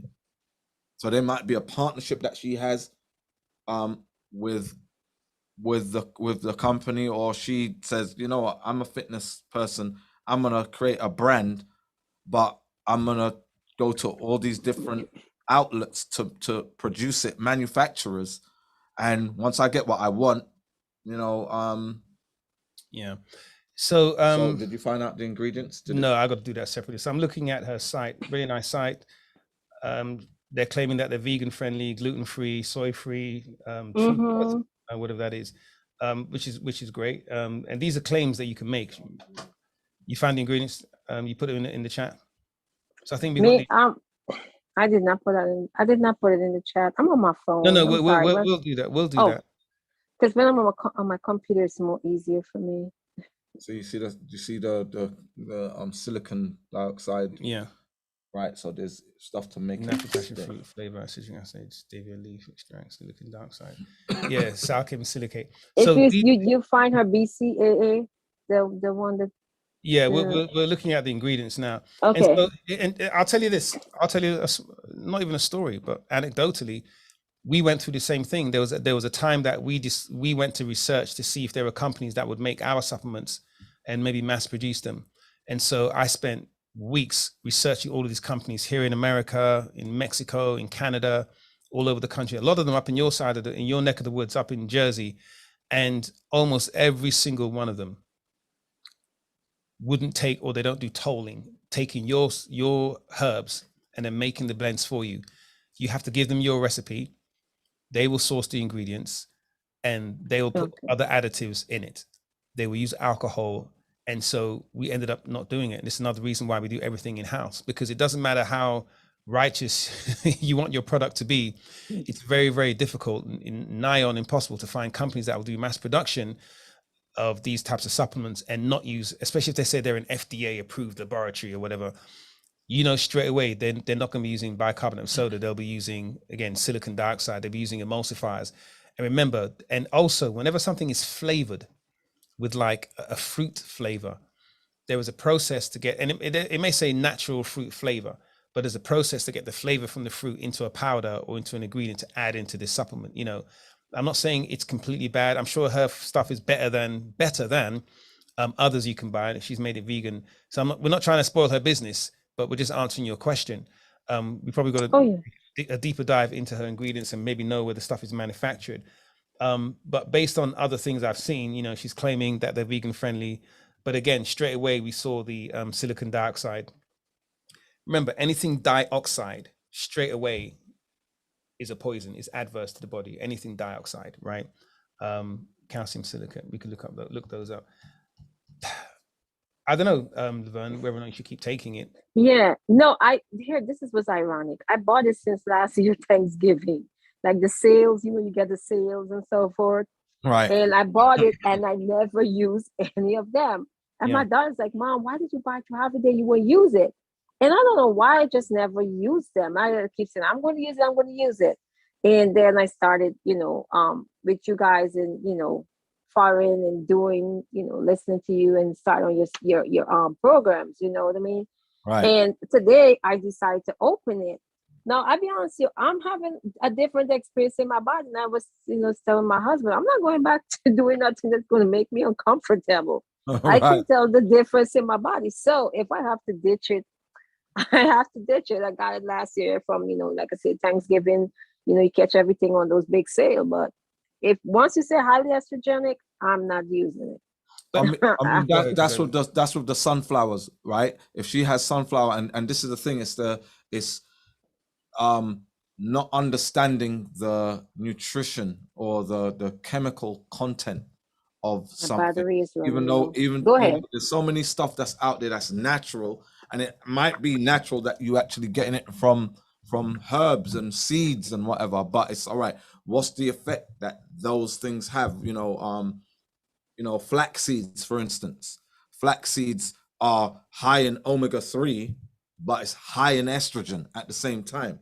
So they're not going to tell you, right, if you have fibroids, don't take flax seeds.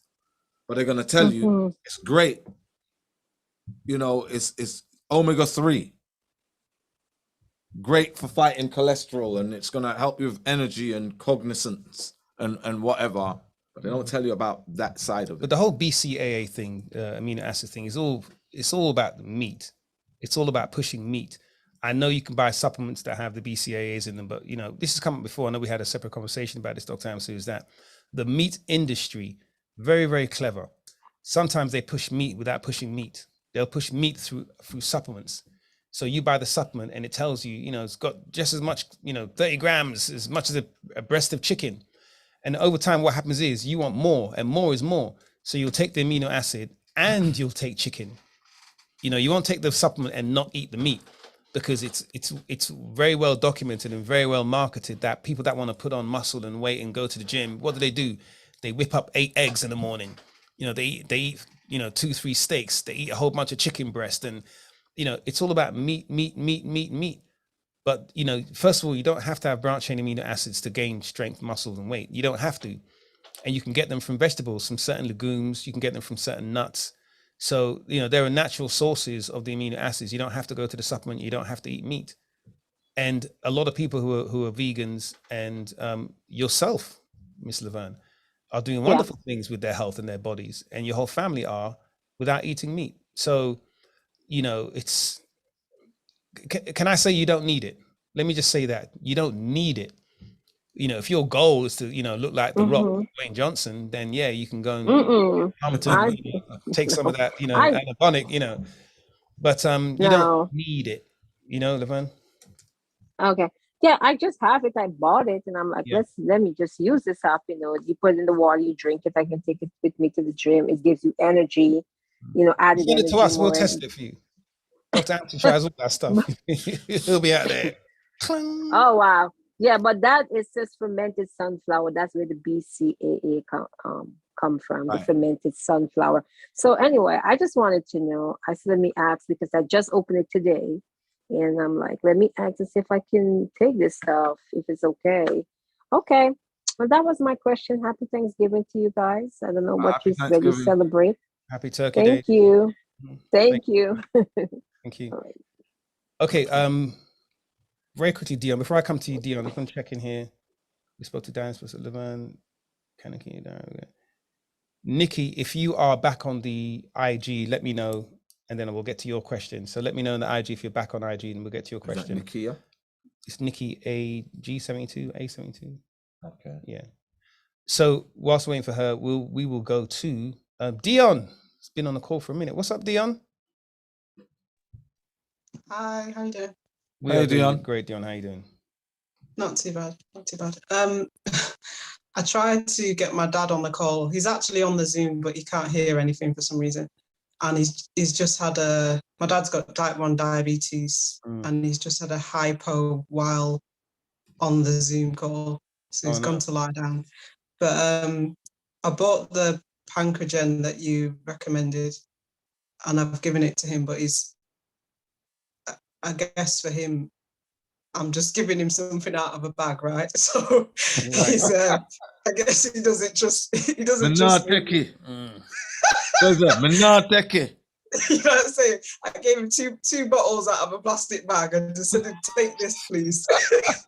So he's a bit nervous, but so the question that he wanted me to ask, because he's gone to lie down. So although he's got diabetes and he has these hypos, seems to be every other night. I'm trying to tell him. What's in his diet? What's in his diet right now? What does he eat currently? I don't fully know, but I'm gonna say it's probably not good. All right. But so, he runs a lot. He runs a lot, and he thinks he's healthy, but clearly he's not healthy. All right. So here's the thing with diabetes, right? He's not getting glucose to his cells because of the diabetes. So you have to take it easy because muscles are not getting nourishment, right? Because of the diabetes. So if he has these, these episodes every 2 days, something has to change drastically. It is urgent, and the thing with Pancreagen is that it heals the pancreas. His pancreas is not producing insulin. And how long has he had type 1? He's only found out, I'd say this year, that they misdiagnosed him. He thought he was type 2 for years. And I think he's found out this year that he's actually type 1. Right. So So his pancreas has stopped producing insulin. Yeah, definitely. Yeah, that's what his doctor told him. Yeah. Right. So and this is caused by inflammatory cells. Yeah. Tumor necrosis alpha, interleukin 6, a whole host of different inflammatory cells that attack the pancreas. Is your dad overweight? No. He's definitely not overweight, but I don't know what he eats, but I know he drinks. like alcohol. Okay. Not a lot. He's not like an alcoholic or anything, but he loves a beer. He loves a lager. But he likes to eat meat and that kind of stuff. Yeah. So definitely eats meat. He definitely eats Caribbean foods. Right. I wouldn't say he does it every day, but he does eat that stuff. Right. And does he like a lot of gravy on his stuff? And a bit, yeah. He likes a lot of sweet stuff, which makes no sense. But right. Yeah. So what he's been ingesting all these years has taken its toll on his pancreas. And the dangerous thing about that is that vital organs, the cells of those vital organs are not receiving their glucose. They're not receiving their nutrients, and that the hypo every other day is something he has to, and I wish he stayed on so we could have had a conversation. I know. I'm gonna try I and bet get you him on before again. he lied down, he kisses teeth. I bet you. I tell you, I'm so vexed because I keep looking. I see him in the participants list. He's still there. I keep asking him, "Can you hear anything? Can you hear the conversation?" He's like, "No, I'm lying down. I can just about open my eyes." I'm like, "For God's sake!" Yeah, old black men are stubborn. Most stubborn people in the world, probably stubborn. Don't want to hear that. He is listening to me. Well, sort of. I'm trying to encourage him to do this fast, right? But he's obviously scared because his blood sugar keeps dropping. He's obviously scared to do it, and then he just keeps asking me, "Oh, but can I still run?" I'm like, "Man, can you not take a rest for a week?" Do you know what I mean? So is he on medication then, or he takes insulin? Yeah, he injects himself. I'm sure more than once a day. Right, and when he injects himself, that's when his blood sugar levels drop extremely low. I'm not sure how quick it happens, but I'm trying to think. Like, just as we're on the call now, he's just sent me a copy of his. He monitors himself. He's got this thing that's in his arm, and he reads it off an app on his phone, and it's monitoring his levels. Right. And he just sent me that, and it's dropped below. It's between 2 and 3, which is not good. Right. And he's constantly monitoring himself because he's worried all the time. But then it's I guess the doctors are telling him, yeah, your pancreas is not producing insulin. You've got to be injecting yourself all the time. But maybe they're not telling him about his diet and.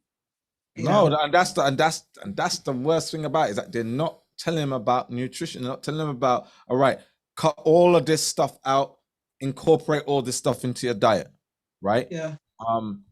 And take the insulin. They that's all this. Take the insulin and do exactly what you're doing. Take the insulin though, and it's not good enough. It's not good enough. So when now you come with this, take this, Dad. I want this. Yeah, I know. I think he will, right? I mean, I just said to him tonight, you can't carry on like this. He's just said he can't take it any longer. So, something has to drastically change. So I'm trying to encourage him to do the fast. He might not do it, but if he at least changes his diet and starts taking this pancreagen, is that a good start? Yes, that's an excellent start. So Dion, we're gonna have to get tough on your dad. I know. How old is your dad? I think he's 68. Typical black people, Young man dad. I know. How's your dad?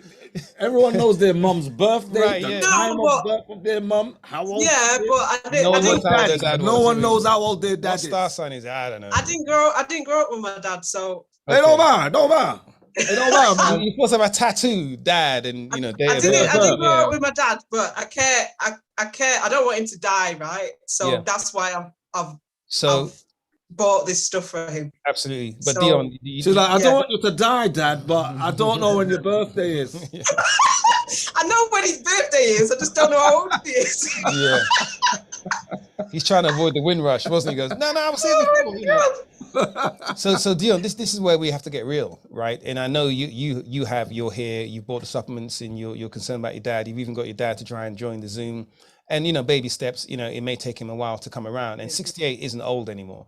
One good thing is that, if we succumb to the food industrial complex, then 68 is old.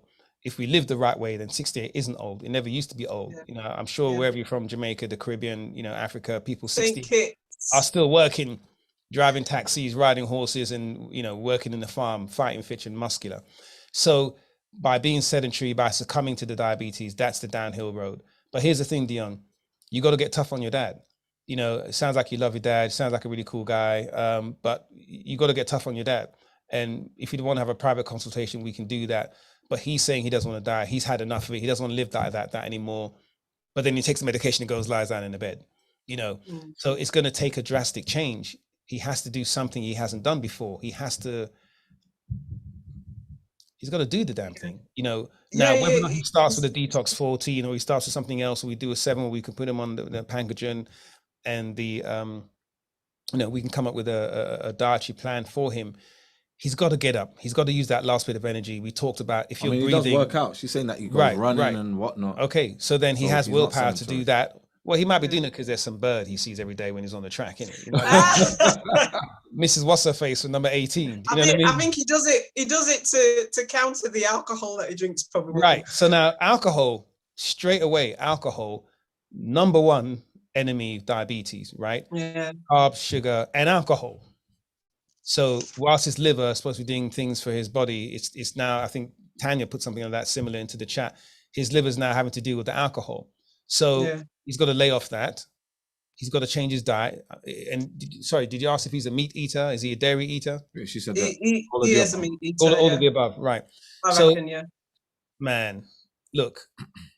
He's going to change his diet, though. He's asked me today twice to tell me what I need to buy to change my diet. So he's listening, but it's just going, like you said, it's baby steps. Who cooks do you cook his dinners, or is he a chef? No, he's in South London. I'm in East. Oh, I see. Okay. Oh, I thought he's in the other room. Oh, so no. All right. Okay, but you get it. I think you already know why you're here, and again, we're not here to sugarcoat it. I think he's got time. He's got energy. He wants to make the change. That's really important. But it's now about doing it and getting tough with it. Time. Who did we meet recently? We met this truck driver. Remember Dr. Amsu? And he makes a shed load of money driving trucks from Atlanta to somewhere in Florida. And he's making 6 figures, hundreds of thousands of dollars a year. They got several trucks. They got real estate. Him and his wife make all this money. Both of them were obese. Both of them had high blood pressure. I think he was pre-diabetic. He had problems with his ankles, his knees, his back, a myriad of problems, but the money's good. And it gets to the point where, hold on a second. He don't even need to truck drive. He does it because he's partly because he's bored. But this is the thing. His whole thing was, I love my job, what I do, but what you do means that you're sedentary and that you're sitting down. You don't want to do a fast where you're doing a liquid, because if you have to use the toilet, restroom, and you're on the road, open road or whatever, but then your health is at stake here. And you got all this money coming in from real estate and all that. So you don't even need to do that. So don't do, if something that you do is not conducive to your health, right? You have to stop it. Yeah. And that's something that I think a lot of people are afraid of change, of revolution, right? So we all have our comfort zones, even though our comfort zone might be putting us at risk, but it's a comfort zone. This is where I feel at my safest or whatever, but you're actually in detriment. And this is the reason why we need to have these conversations in the Black community, is that we've adopted a lifestyle that is not conducive to us. And we've become so used to it that we believe it's okay. So, in the Caribbean community, there's a lot of high blood pressure, a lot of diabetes. And we do the same thing what the sufferers have been doing all their lives, thinking well, that ain't gonna be me. But when it does happen to us, we think it's hereditary. That, well, I was gonna get it anyway because it's in, you know, and then you know, the doctors will say, well, if there's diabetes or high blood pressure in your family, yeah, that means that, you know, you should, if you get it, well, it's to be expected. And no, yeah, and I think that's what he has been told, because his mum had it, died from it. His dad had it, died from it. His other older brothers have got diabetes, and they do think it's hereditary. And then I got told I was pre-diabetic, and then it's like, oh, you need to be checking yourself, or you know, your mum, my mum's got it as well, and it's just like they all think it's hereditary. So, you know, right, it's lifestyle, it's culture that has done it. You know, and we were talking about health versus culture, or culture versus health. That stuff that we now do by nature, or, you know, it's what we do. If it's bad for your health, then let's stop doing that. Let's leave that out of this equation. You know, if we want to go somewhere and listen to some Lovers Rock and Crub, all right, let's do that. But let's not have curry goat and rice at 2 a.m. You see what I'm saying? Let's stop having curry goat and rice and alcohol. And alcohol. You see what I'm saying? It's like, all right, we'll keep the good bits, we'll keep the sexy bits, but let's leave out the cholesterol bits. Let's leave out the inflammatory foods. Let's leave out the starch. You know, and your dad has to join the revolution. Mm-hmm. Yeah. You know, simple as that. Yeah. Indeed. So Dion, keep us posted on that. Hopefully your dad will join next week, and we'll get him on the mic. Hopefully he'll join next week, and actually you need to join on your phone. Go around to his house, kick off. I think I'm gonna have to actually. Yeah. But kick off the front door. Don't ring the bell. Just like you have a spare key. No, I don't. But wait, he didn't give you a key to the yard. It's fine. I don't know. No, we're not. This is really bad, right? We're not that close. But okay. As I said, he's my dad, and I care about him, and I don't want him to die of this stuff when I know that he can sort it out. Understood. So well, you guys have been helping me with the fibroid stuff. I didn't want to have surgery, so I'm doing it. I'm on day 124 of the fibroid elimination. Still thinking about chicken, but I've not touched it. But you know, I believe it's working for me, and that's why I've come to you asking about my dad. Right. So, totally. You know, hopefully. Yeah. Yeah. Well, Dion, I think you're a great daughter. You're a great human being. You're a wonderful ambassador for all things good and righteous, and we want to be here to support you and your dad. And we don't hope, we know they can pull through. Yeah. They just got to do the right stuff. You know, what do they say? The helping hand you need is at the end of your own arm, right? Right. We write the manuals, we create the products. You just got to do your bit. You know, send us money. No, I'm joking. But you know what I mean? You got to do your bit, right? And we'll get you there. But it's absolutely true. This isn't rocket science. This isn't a mystery. This isn't magic. This is just really simple, you know. Okay, before we go, I just want to say, hey, Tanya, what's up with I didn't recognize you with the Bob Marley. Tanya's got a hair. Are you still in London? She's got the. Yep, I'm still here till right before Christmas. I got braids. All right. I don't know why I have this backdrop on. Don't even ask. It's very similar to where I'm staying, actually. I just realized this. I was like, is this the real thing or not? It looks really clean. I thought you were in the kitchen. Yeah. I thought, is it a kitchen backdrop? Yeah, I'm going to take it off because I didn't expect to have a backdrop. Wait a minute. Okay. So my lighting sucks, but other than that, it's funny. This is a gray room, so it's weird, but whatever. Right. But yeah, I'm here. I'm only in this one till Sunday. I'm usually at my daughter's, but too much family. So I was like, I want my own place.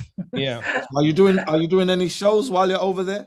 No, you know what? I've been trying to look, but I've been so much busy with the grandson that it's just like, for me to go, I'm not adventurous on going places at night that I don't know where I'm going. So right.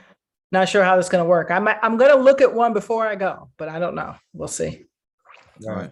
We're sure there's quite a few out there. You could just pop up and say, put my name on the bill. You know, one of the improv places or something like that. It'd be fun. Yeah, I have a friend over here that does one, but I got to see how far he is. If I got to get on the tube, it's a wrap. I'm not doing it. Oh, really?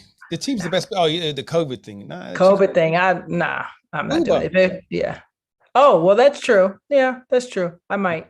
We'll see. I'm trying. You know me. I love doing comedy wherever I go. So if I can do it. Have you been able to get proper food out there and everything? Good food? Oh yeah. Well, my daughter's a food snob. My oldest daughter, the one I'm staying with, she's a vegetarian food snob. So she used to be straight vegan, but now she's vegetarian food snob. So thanks to her, I get anything that I need. So she's good. And London has a lot of choices as well. Obviously, you know, it's almost everywhere. You know, it does. I'm really nicely surprised. Even there was not Jamaican, but it was some kind of Trinidadian spot that had vegan stuff. I was like, what? So if I want to cheat, it's a good cheat. I'm still not eating the meat. Were they Trinidadian in the shop? Because sometimes they put the flag on above the door and it's like, I don't know. She ordered it in. She swore by the place. They have this potato-ish type, I don't know what's in it, but a curry-ish thing going on. Yeah. I call it roti with no meat. That's what I call it. And I know it's not really good. It's not a daily thing because anything with gravy obviously is not good for you, probably not. So I know that, but I figured, I got to try it. It depends what's in the gravy. Really? Yeah. Gravy don't mean it's bad, but it depends on what's in if it's like they're using saturated fats and stuff like starch that. And right. Or flour. Right. Yeah. Yeah. So yeah. Well, I'm trying to be mindful. And I've had only one, well, I call it a bad cheat since I've been here. I had some vegetable tempura, but it's fried. But it was all I could think of when they were ordering. I was like, just give me the vegetable tempura. The lesser boring, but yeah. Awesome. Well, Tanya, it's always a pleasure having you on. I'm glad you're enjoying London, and I hope it's not too cold for you out in Sussex Gardens, or whatever seedy area you're in this week. Oxford Garden. Right. Yeah. the old, what do you call it? The old prostitute area. Right. Yeah. Well, just stay off the moors. Just stay off the moors, indeed. Yeah. Well, listen, folks, it's been an absolute pleasure as always. Love the conversation. Thanks for all the questions, and we can keep the conversation going on. Listen, we've got the brand new YouTube channel, The Great Black Detox on YouTube. Make sure you go to that, subscribe, like, and share. Make sure you follow us on Instagram. Again, The Great Black Detox on Instagram. Of course, you should know Dr. Amsu, yours truly at Mr. Breaks on Instagram. Make sure you follow, like, subscribe, and hit notifications as well. We're here every week. They try to get rid of us, but we keep coming back for some reason. For those of you on the IG, look, the links are in there in Dr. Amsu's bio. Go up there and subscribe to that as well, and you can join the Zoom directly. But now, guys, we're broadcasting live from YouTube. So if you have someone, we didn't tell them about the sale that's going on right now. Just in case they didn't know. Just in case you didn't know. Just in case they didn't know. Just in case you didn't know. We have a 35% off sale. Thanks 35% off. 35% whole off. Everything store wide. Thanks 35 at checkout. That's running through November the 30th. So listen, you got time to, get some stuff for your dad, get your detox in. Listen, you can get your detox now after Thanks Turkey Day. You want to detox all the turkey and the gravy out. That's a great time to start. So get your kits in now so you can start. Even if you want to start Jan 1, get it in now. It's a great discount. It's a great opportunity. And the stuff keeps. You don't have to refrigerate as long as it's in a cool, dry place out of the sun. I refrigerate some of mine. Some of them I just keep on my office desk. The stuff will keep. So it's a great time to get the products you want, get the detoxes you want, get the kits you need, and you can start your detox anytime. But after Turkey Day is always a great time to do that. And you've got time between now and Christmas to get a detox in. You can do one after Christmas as well. So you can have post-eggnog detox. Dr. Amsu, last words from you, my friend. Thanks for having us, everybody. Don't cancel us by next week.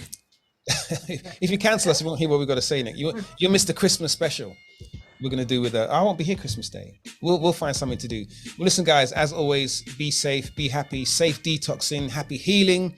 Make sure you do all the right stuff. Make sure 35% off. Thanks 35 at checkout. Get your detox kits in now. You can start your detox at some point. Follow us, like, share, subscribe, hit notifications. Sending love to everyone. Peace out. See you next week. Bye. Friday.